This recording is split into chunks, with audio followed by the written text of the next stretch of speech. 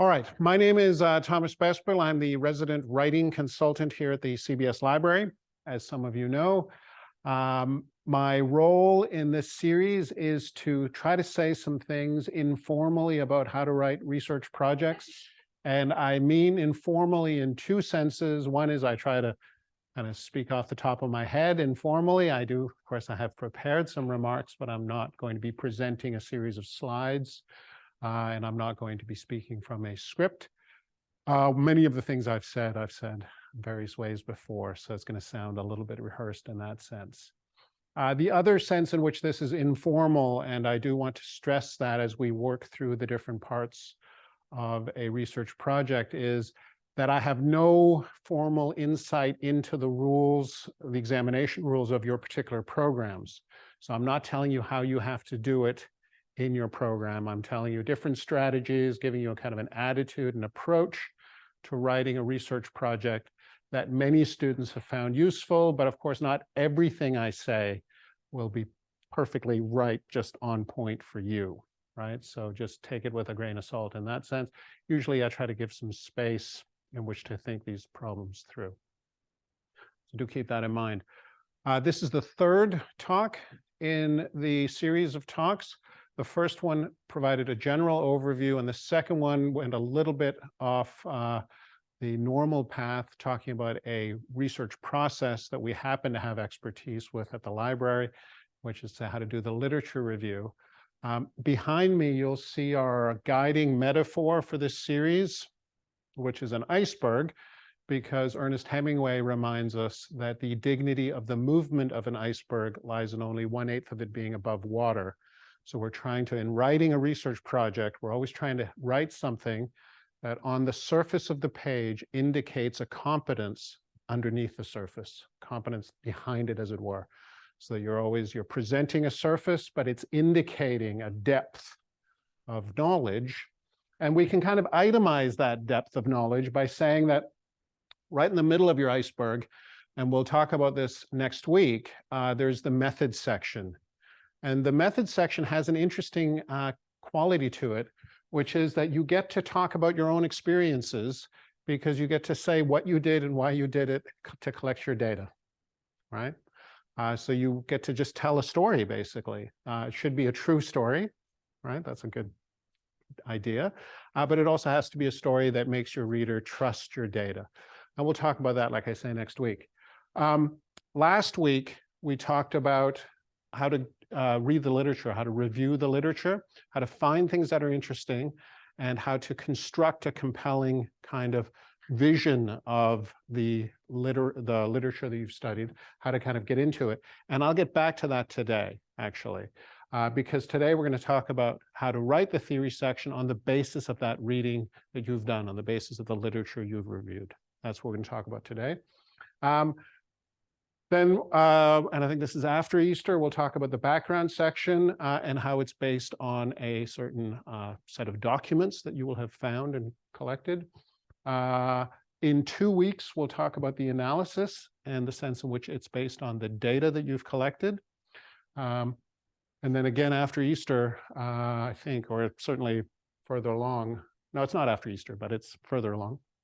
We'll talk about the discussion and how it is based on your capacity for thought, your ability to reason, which is a really important thing to remind yourself. It's part of your iceberg. You don't just have a whole bunch of documents, literature, experience, and data. You also have intelligence, right? Natural intelligence, right? You have real ability to think. And of course, so there's a lot of reading, but there's a lot of reasoning as well. And then as we get near the end of this series, we're going to talk about how to write the introduction and conclusion. And the interesting thing about that is actually that it is not based on directly on what's under the surface. It's based on something that the reader can look at themselves, which is to say the rest of the project, right? So all the other pages you've written give you the basis on which to write your introduction and conclusion, right? And that's really important to keep in mind, that the reader can kind of check, you know, regardless of how good the project is overall, the reader can check whether or not it's a good introduction to what you actually submitted. You know, that's a different writing problem in its own right, and we can talk about that.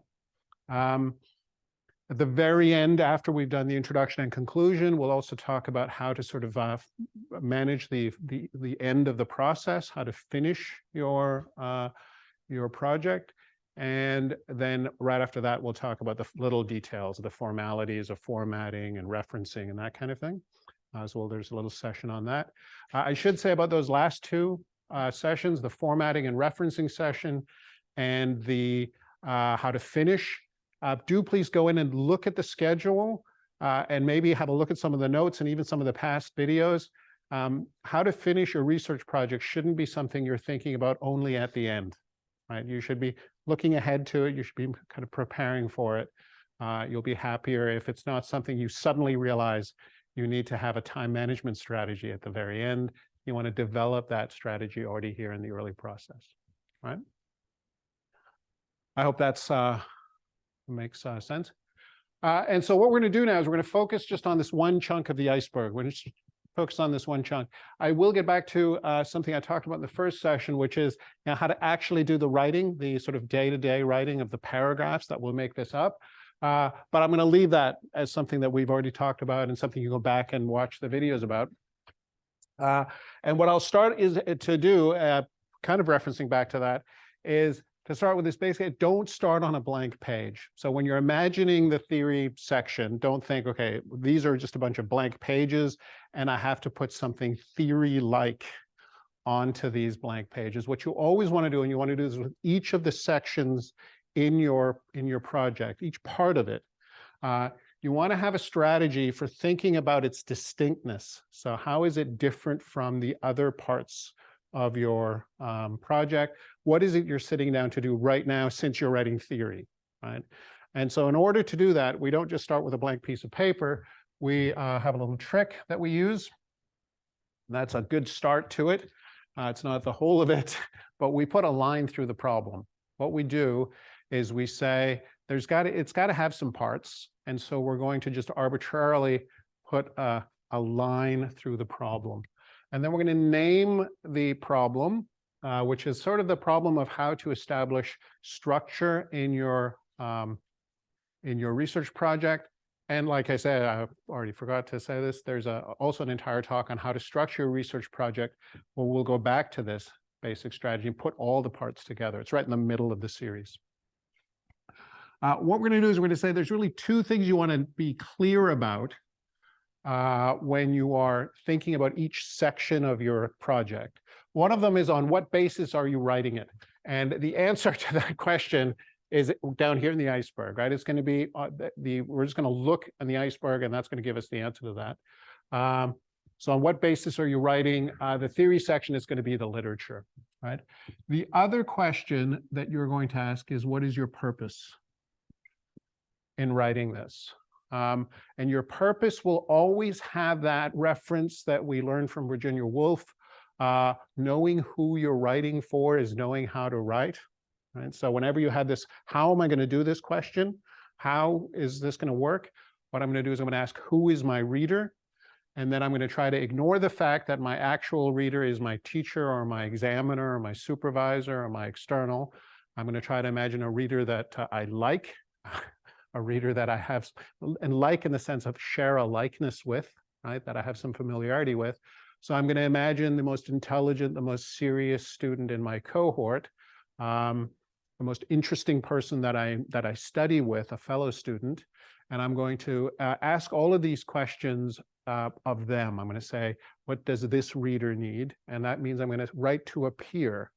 And academic writing is always peer writing in that sense. You're always writing what you know for the purpose of discussing it with another knowledgeable person. So you're not writing it for the purpose of being examined. You're not writing for the purpose of being judged. You're writing it for the purpose of opening a discussion, presenting your ideas for criticism, that sort of thing, right? You want to find that voice. You want to find that attitude in your writing. And so it's a good idea to just kind of try to forget the examination at the end for a little bit while you're writing. It'll also make it more enjoyable, right? So when we talk about the purpose, we're talking about, how am I directing myself of my reader? What is my goal with respect to my reader? And we know we're working on the basis of the literature today. right? So we're just going to mark this spot lit or literature or something. And as you're doing this, I mean, you can really do this in a spreadsheet or on a piece of paper, anything you like. It's kind of nice to have a place where you can go and just have your materials arranged in this way. So you're going to say, okay, this is going to be the theory section, right? And it's going to be based on the literature, right? We're going to put a little twist on this today because there's actually two sections that reasonably could be said to be based on the literature. And I talked a little bit about it last time. I'll talk about it today as well.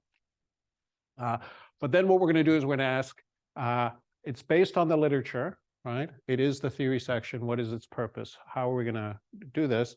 And this also you can have somewhere. You can just have a list of the things you're trying to do. And these can be quite specific. I'm, of course, going to talk in generalities, but you can make a specific list of the things you're trying to do with the theory section.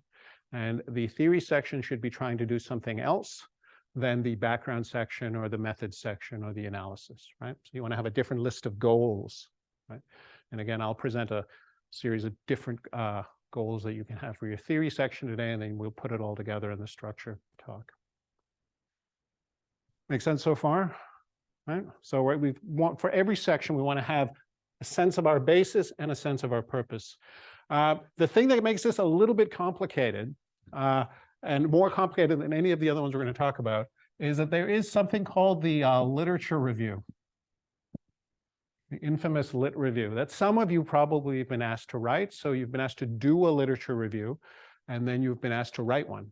Right, so it's going to be if you're thinking of it as a particular section of your project.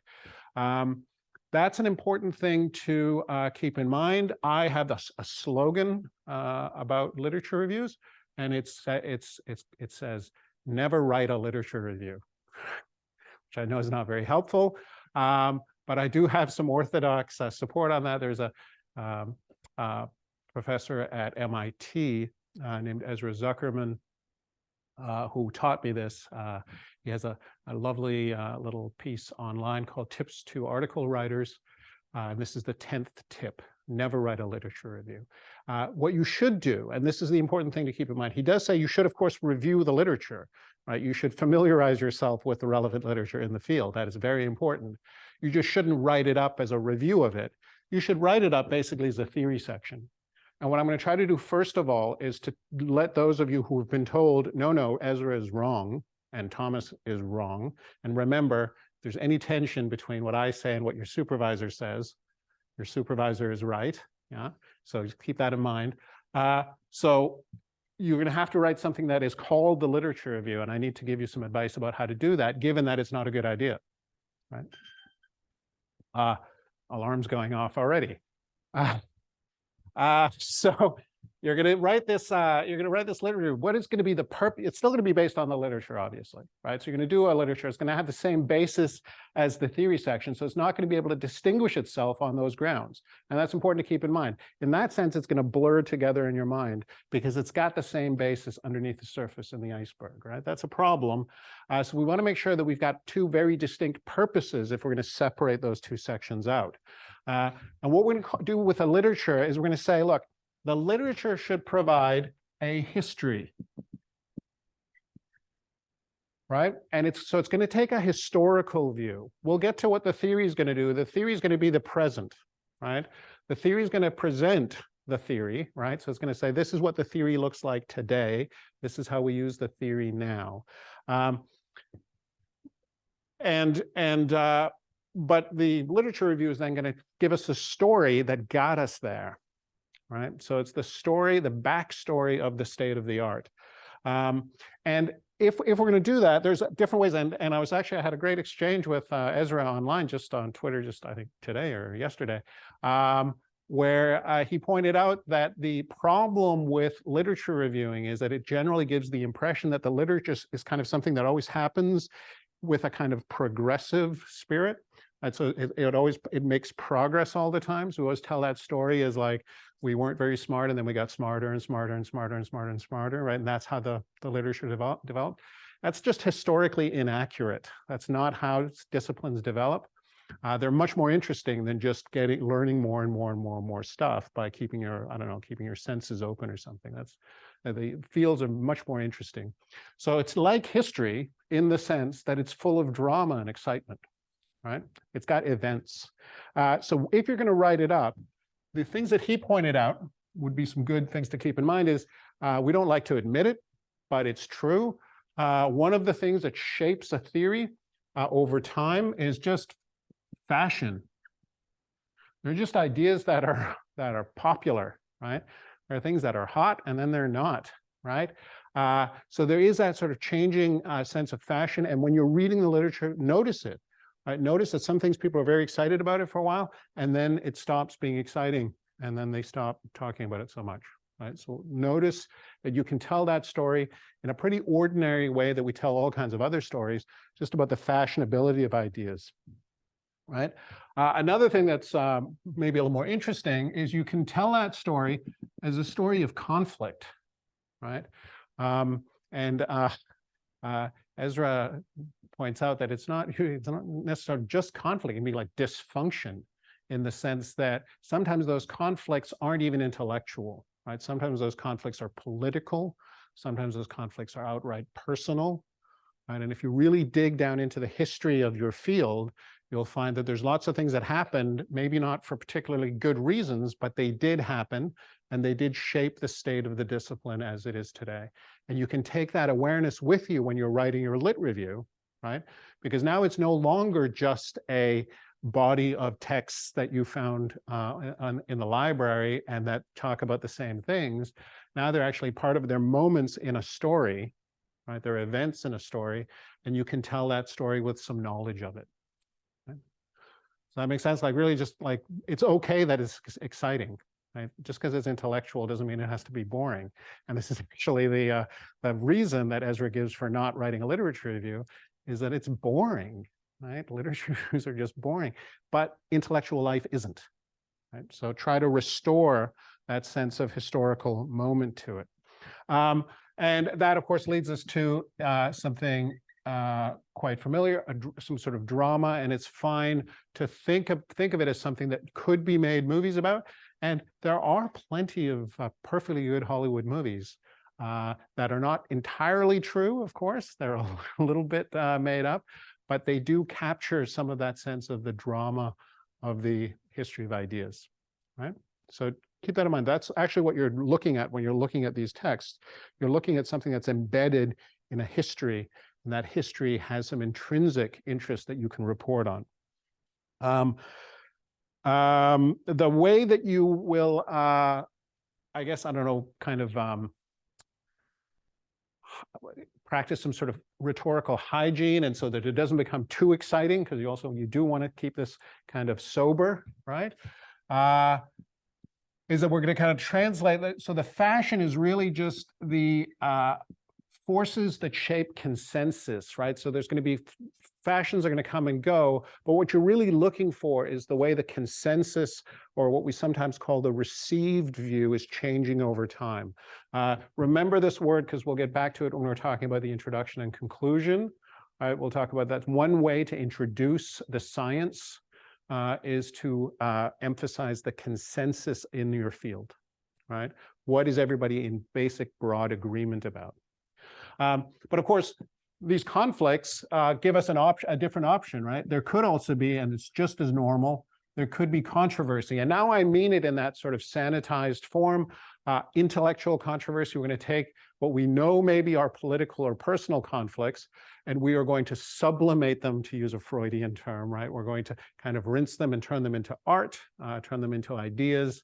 What we're going to do is we're going to say, well, they're controversial, right? Right? Some ideas are controversial, and what we're going to assume then on behalf of these people who are debating them is that they are earnestly in disagreement, right? They're not just trying to make each other look bad. They're actually trying to get at the truth, and they just have different opinions about the truth, right? So we're going to take that exciting story, that sort of a gossipy story, and we're going to give it an intellectual moment to it. We're going to find the intellectual edge in it so that we can get its real content out that we can use for theoretical purposes, right? Remember, both are true, right? It's not like the fact that there is some underlying passion or enthusiasm or emotion in research undermines its intellectual part, right? It's both are just there. It is intellectual, it is a quest for the truth, and it has this drama as well. And so the way we're going to take this drama and turn that into something a little more intellectual sounding is we're going to talk about conversation. And this is, of course, also a guiding metaphor for everything we do here at university, is that the literature, the scholarly literature, is a conversation. It's an ongoing conversation about interesting things that we know something about. And in that conversation, we learn not just what the truth is, but we learn how to discover the truth and how to debate and argue about it and so forth, right? So hopefully that gives you some kind of tools, some sort of way into solving this problem of writing the literature review in an interesting way. And just remember that what you're trying to do is get to the place where you are presenting a compelling current theory of the object that you are studying, right?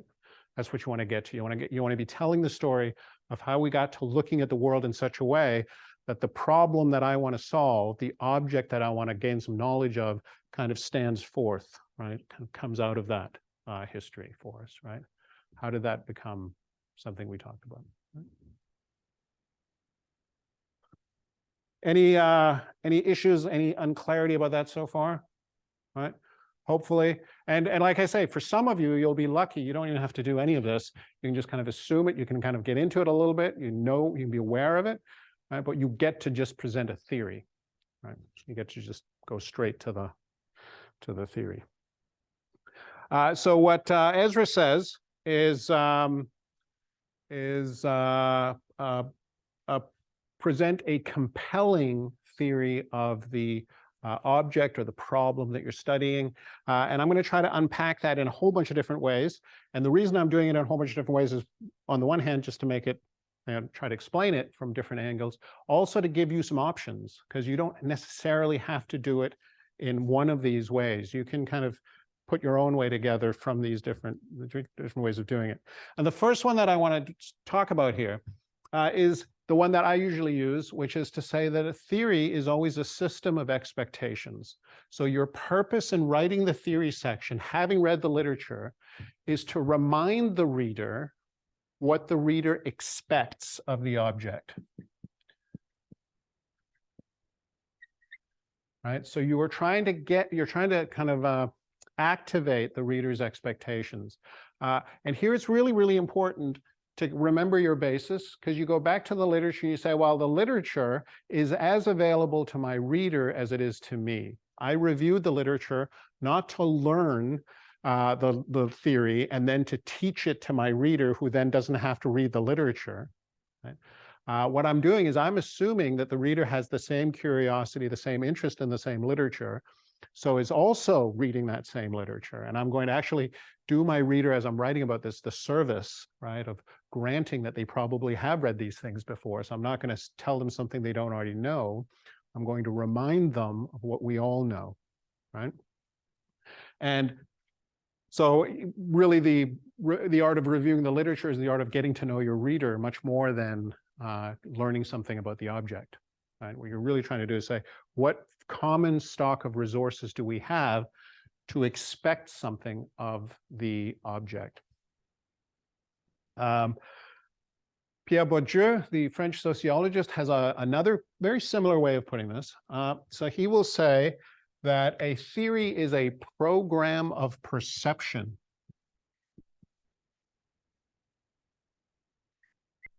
Right?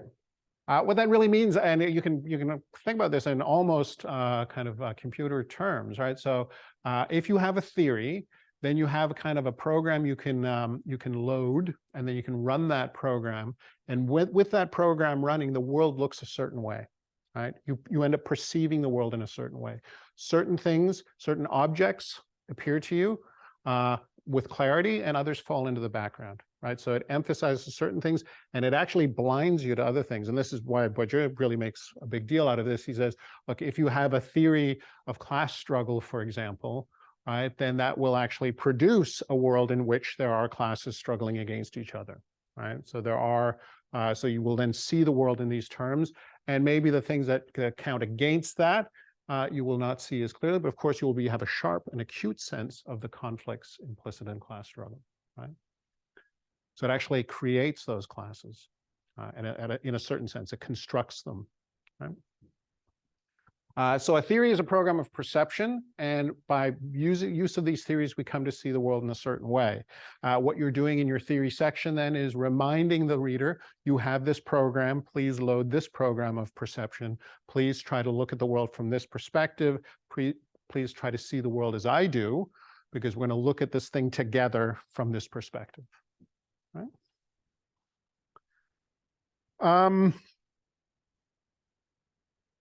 And then there's a third way of doing this. This is my mentor, Steve Fuller, a social epistemologist, philosopher, and sociologist.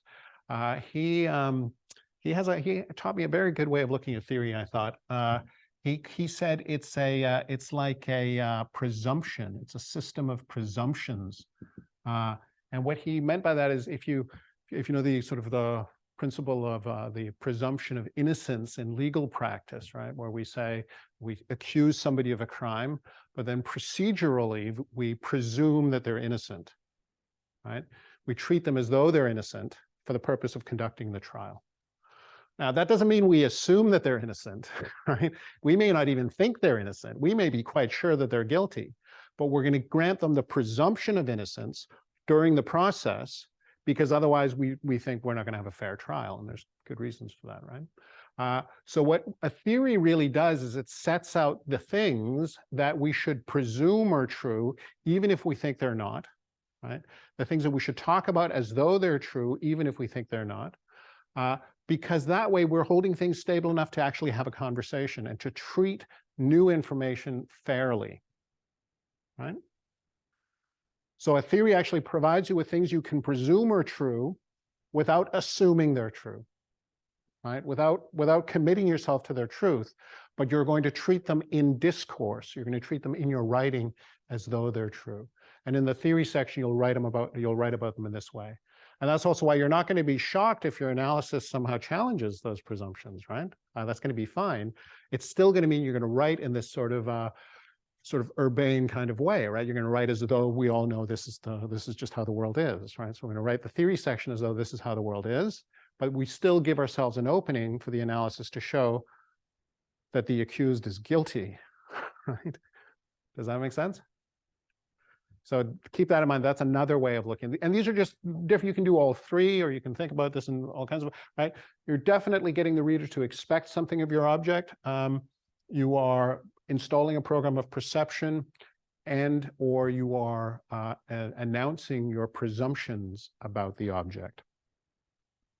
Now, not everybody, and we'll definitely see this also when we get to how to do your analysis and how these things relate to each other. Not everybody thinks that the theory should be all about expectations. This has kind of the language of what we expect is kind of our priors, maybe if you're a Bayesian, right? Or maybe it's our null hypothesis, if you're sort of hypothesis testing, right? And what we're going to do with the analysis is we're going to see if we're right. So we're going to test the hypothesis, right? So we're going to take the theory and we'll challenge it with data. And not everybody wants to write that way. Some of you may be working with grounded theory or in more qualitative traditions, or even more just inductively. And then what you might want to do is use that theory section for something a little different than saying, this is how we think the world is, and we're going to see if we're right, right? We don't want like that sort of aggressive confrontation is not what we want. What we're going to use, we're going to use the theory to establish the reader's curiosity, to shape the reader's curiosity about the object. What we want to do is in the theory section, get the reader looking for certain events, details that will be satisfying to learn. Right? So we're setting them up for things in our analysis that will satisfy this curiosity. We're sort of creating little vacuums, little voids for the reader, and the reader is hoping we fill those in, right? So we're creating little holes that we're hoping that the reader will be hoping we're filling in. So we're creating some excitement. There's going to be some tension in that, right? So that's certainly one option. It's kind of a literary art, and it's totally legitimate. And you're still going to be using your sense of the literature that you imagine the readers also read to manipulate the reader into getting curious, right? So you can use what you know about the reader to get the reader curious. And that's a legitimate use of your theory section in some traditions, of course. Another way to think about this program of perception, not so much as this emphasizing certain things and hiding certain things, blinding us to certain things, manipulating our view of the world, is in a slightly more neutral way to talk about it as categories of observation, right? So what the theory does is it really establishes a perspective, and seeing the world from here, we can recognize certain things, as so in certain categories, right? And that's also a perfectly legitimate way of going about it, is that we define the meanings of our terms, right? And usually we'll actually say that our concepts are actually categories of observation. So if you have a theory of organizational culture, you'll have a concept of artifacts, right? And you can distinguish artifacts from espoused values, right? Because you have a concept of espoused values too. So you have a concept of values and a concept of artifacts. And then when you go out and do your on-site observations, you can identify the artifacts and you can identify the values because you have categories for observing them, right? You've loaded the proper program of perception, you have the categories of observation, and so you're going to see certain things as certain things, right? You'll be able to name the objects you see in the empirical field you're studying. And the presumptions are actually, this is where we can connect Steve Fuller and Ezra Zuckerman, because the presumptions are interesting here, because what Ezra says is that we should have that compelling view of the world, a compelling theory, a theory that we basically think is right? Not a theory that we're pretty sure is wrong. So we're not going to present the theory as something that probably is wrong, and that's why we're doing our analysis. We're going to present the theory as something that's probably true. So we're actually compelled to see the world in this way, right? So there's on the other side of those presumptions, there's a certain compulsion, right? So there's something that kind of drives us towards or forces us to see the world in certain ways. And that's basically like having expectations. So it all kind of coheres nicely. But we're kind of compelled to think this way. And until we get really, really good evidence to the contrary, we're going to think this way, which might be a reason to collect really good evidence, right? That make sense? Good. And then at a slightly higher level of abstraction, and I've gestured this already a little bit, we can think about what we're trying to do in our theory as identifying possibilities, right? And I just wrote that wrong, but that's fine. Possibilities or probabilities.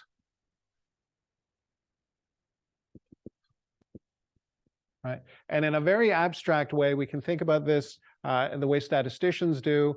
What a theory does is it helps us sort of grid out a probability space. It provides us axes on which, dimensions along which, to conceive of the possibilities that are available to us. A theory doesn't tell us what's actually the case in our empirical material that we've studied, but a theory should tell us what is likely, what is probable, what is possible, at the limit, what is impossible, right? The theory should rule out certain things, right? So what we're basically, when we're theorizing, we're thinking about these categories of possibility and probability, right? We're sort of, we're creating a logical space, if you will, for the result. It's getting a little bit, it's going to get a little more abstract, and then we will get concrete again. And actually, there's a good way of kind of itemizing those probabilities and possibilities, right, in what we call concepts and objects. I want to say a little bit about that.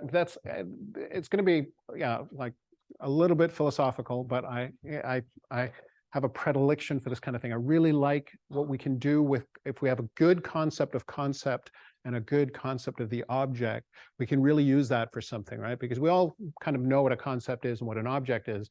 But if we really work with that distinction in a constructive way, we start understanding what a theory is actually organizing, right? Because a theory has both. A theory has kind of a list of objects that it ranges over. There's certain objects it's interested in and certain objects that it's not interested in.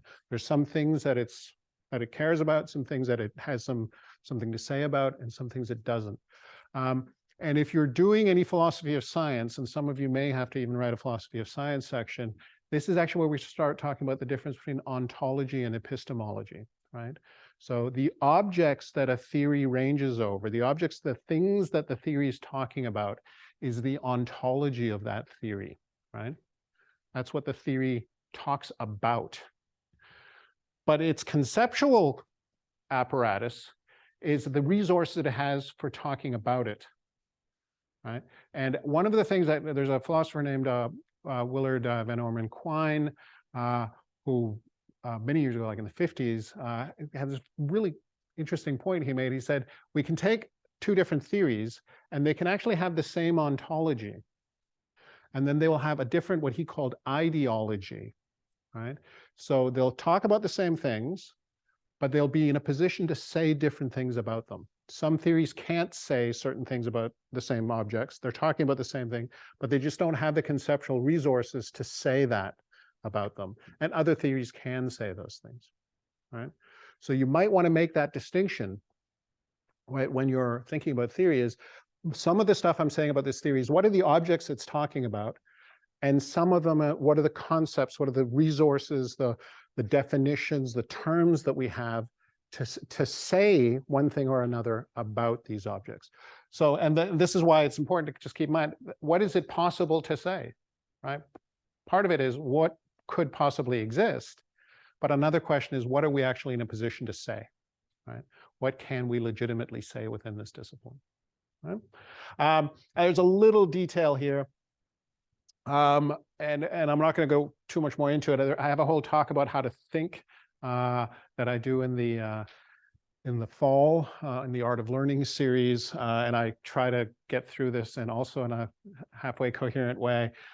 If we can distinguish objects from things, right, simply by saying things are, stuff that's lying around in plain view, right? But when they become objects, we're thinking about those things in terms of the different combinations that they are capable of being put into. So we're actually thinking about what we can do with them, what the possibilities are that are implicit in them, right? So things like this pen is a lot of, like, you can look at it in many, many different ways. But as a pen, it is possible to open it and close it, and it is possible to use it to write on the board and so forth, right? So the concept of pen turns it into an object of a particular kind, emphasizing certain possibilities and not others. So when you're writing about theory, that's what you want to try to do, right? Okay. Let's put this together in something that you probably will recognize, because this is all going to go together. We have to find a way of summarizing this. Remember, Ezra Zuckerman's notion that we should have some sort of compelling theory that we're presenting to the reader. How we're going to present that. There's really two main ways that we usually do this. Is we either present a model of some kind or a framework of some sort, right? So as you're thinking about all of these things, right, remember we're going from the history of the discipline in our literature review. We're then going to do we're going to find out whatever part of what I just said here makes sense to me, right? I'm going to find a way of thinking about the content of my theories in terms of concepts and objects, systems of expectation and so forth. But at the end of the day, what I'd like to do is get to the point where I'm presenting a model of that. And of course, I managed to go off screen. We'll go over here instead. A model or framework for that, right? And it's going to look recognizable. We see models and frameworks all the time. It can either be some sort of diagram. It can be some sort of cause diagram of some sort, right? We're going to have some kind of model, some sort of relationship between things. And out of that, within that frame, we will be able to generate our null hypothesis or our priors. And on the basis of that, we'll be able to maybe itemize our hypotheses. At that point, I would say we start leaving the field of theory. There's a sort of space between theory and method where we're identifying our testable hypotheses, right? The claims that are sort of half theory, half empirical, right? Really connections between the theory and the empirical material. We'll talk a little bit about that next week when we're talking about method as well, right? Sort of that sort of zone between theory and method. And also for some people, whether or not method comes before theory or theory comes before method.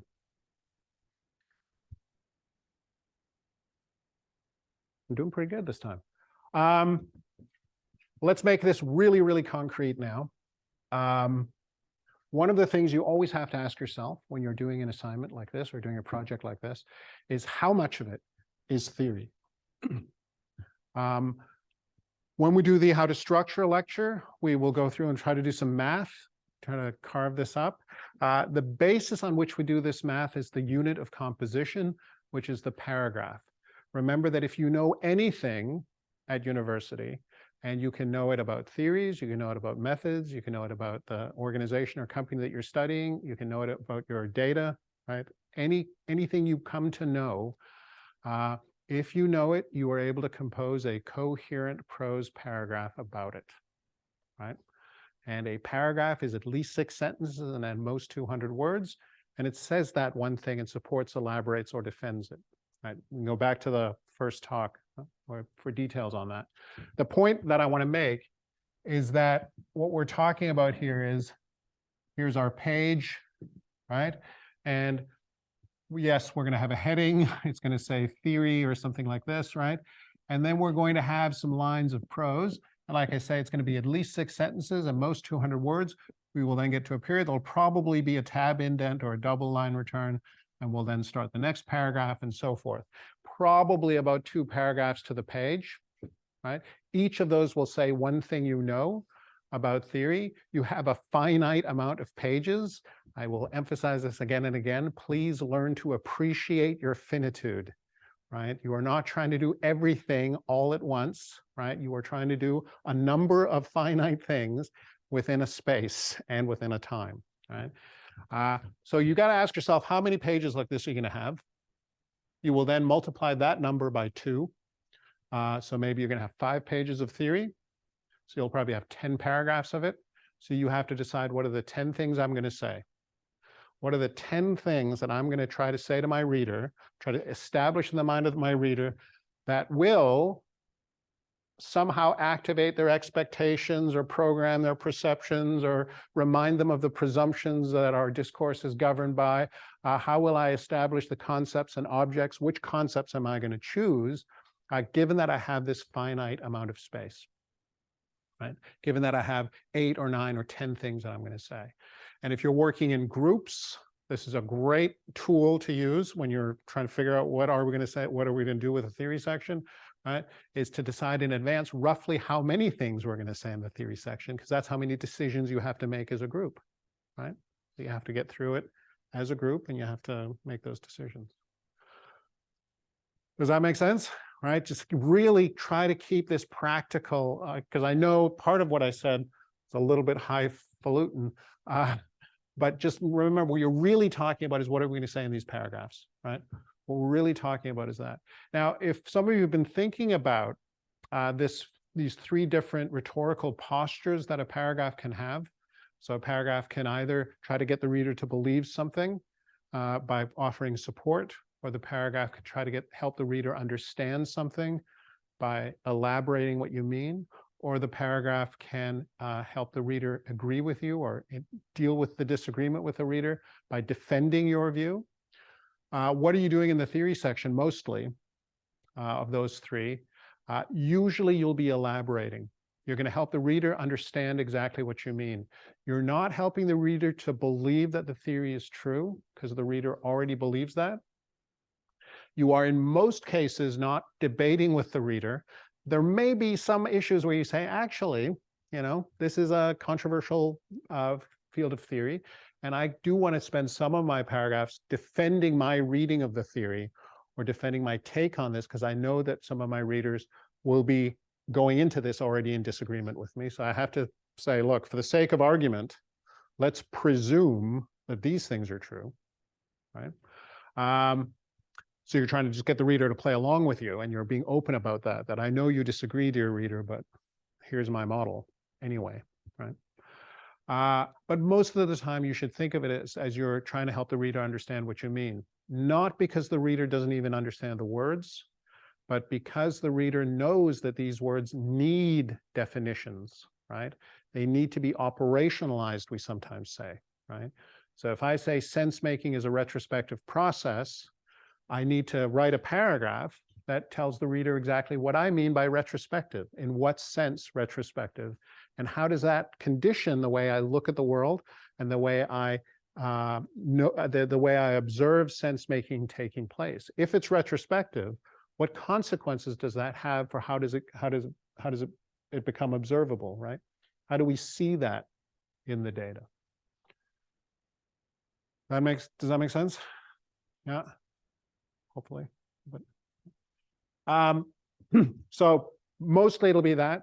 And the fourth difficulty, that the reader is bored, should, like I say, not if Ezra Zuckerman and I and Steve Fuller are right about this, right, should hopefully not come up. Because if you have written a literature review, you've written the exciting history of how we got here, right? And then you've said, here's the compelling theory of how we see the world, right? And the reader is part of your discipline, so the reader already shares this way of looking at the world and is already excited, right? Is already interested and engaged. And you want to presume going in that the reader is interested. If you spend your entire theory section trying to get the reader excited about your theory, you're probably just imagining the wrong reader. And the solution is to imagine a reader that's much more interested in the theory than you before were. And hopefully someone who's as interested as you, right? That you've also gotten yourself kind of interested in it. Right?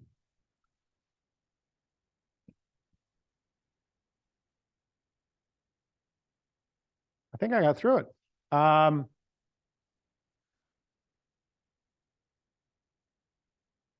of to get us back to the progression in this, I always emphasize the fact that we have this capacity for thought, and you have to also give that to your reader as well. So yes, there's a literature. Yes, you have read it, but reading isn't like a completely passive operation where you just pass your eyes over the page, then you know what the articles say, and now the reader's just going to pass their eyes over your words, and then the reader's going to understand that exactly the way you mean it, right? That's why writing is an art. And what you're trying to do is you're trying to set yourself up for an interesting discussion with the reader at some point. So you want to make sure that every time you're writing about theory, you're opening yourself to a conversation with the reader. And so if I can say something a little bit challenging here at the end is try to get used to this idea that you might be wrong. You might be wrong about how the world works. You might be wrong about what the theory even says about how the world works. And by writing about it, what you're trying to do is say, look, if I'm wrong, I want you, dear reader, whom I respect, to tell me what you know and help me out of this confusion. Right? So you're opening yourself to criticism from a peer, somebody you like, somebody whose views you want, right? And you have that kind of that openness. I think I've said this before, but I'll say it again. Being an academic doesn't mean that everybody thinks you're smart. It means that a few smart people think you're wrong. And you're trying to present your ideas to exactly those few smart people. Right? That's what you're trying to do when you're writing. Right? Because then they have a chance to make you smarter. Right? So the feeling of academic writing sometimes feel a little bit daunting because of that, right? But the feeling is really just this openness to criticism and the idea that it's okay to be wrong, right? That's really what you just have to say. It's normal to be wrong, right? So you want your writing to be sort of transparent. You want your writing to be open to that. You want your writing to feel like you don't mind if you're wrong, right? You don't want it to be so confusing to read that you can't even see if it's wrong. So try, especially when you're writing theory, try not to constantly convince your reader that you're smart, right? Try to acknowledge that the reader is the smart one and you want to know if you're wrong. I hope that was motivating. Like, I hope that was like an upswing somehow. Sometimes I'm not quite sure. But certainly when we put it all together at some point, I will say very, very encouraging things. And maybe I probably already said this is the last thing I'm going to say, but here's the last thing I'm going to say, and then we'll take a break. Through all of these different sections, when you're working with them and trying to plan them and trying to decide what you're going to put on both sides of this, what is your basis, right? What is your basis and what is your purpose in writing these, right? The decisions you're making will determine how it feels to carry out that work. And what you want to make sure is, for the most part, that feeling is good. You want to make sure that you're feeling pleasure when you're doing these things. And you do that by setting up the problem in an interesting way for you. Right? So if you're going to write the literature review, if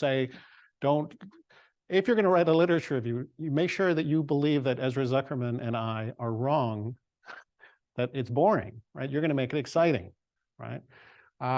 When you're going to write the theory, don't think, oh, it's got to be super abstract and hard to, and impenetrable to read, right? Just think, I have to get my reader to expect something, or I have to get my reader to be curious, right? Because then that work will be more enjoyable for you. You will learn more, and the writing will be much more fun to read. Right? That's the reason to always be looking for the joy in the task, because you're probably not doing it right if you hate it. A few things that you're doing right if you hate them, right? But very few things are like that. Okay, we'll take a 5-minute break. That's usually enough. And then I will take questions for as long as you like. We'll turn off the camera and everything like that. And we'll keep out of there.